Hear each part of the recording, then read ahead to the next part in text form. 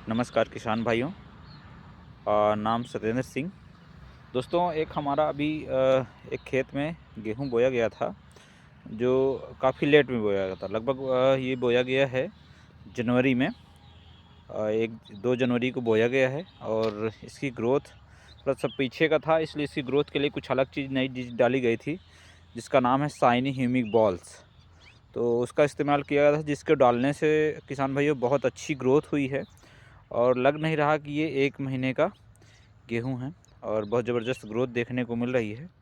तो जिन लोगों का गेहूँ लेट में बोया गया है, अगर वो लोग चाहें तो इसका इस्तेमाल करके अपने गेहूँ की पैदावार को बढ़ा सकते हैं और गेहूँ की ग्रोथ अच्छी होगी।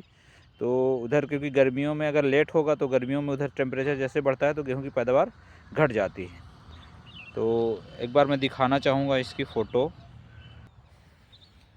देखिए किसान भाइयों, इस गेहूं की फसल एकदम, गेहूं काला पड़ा हुआ है और अच्छी ग्रोथ हो रखी है। और जितना लगभग 1.5 महीने में ग्रोथ होनी चाहिए, उतना उसको डालने से लगभग 1 महीने में इस गेहूं की ग्रोथ हुई है और बहुत अच्छी फसल दिख रही है। गेहूं में कालापन अच्छा है और एक बगल में खेत है। लगभग ये बगल वाला खेत जो है 6-7 एक हफ्ते लगभग लेट में बोया गया है। और देखिए इसमें क्या है, इसकी ग्रोथ कम है।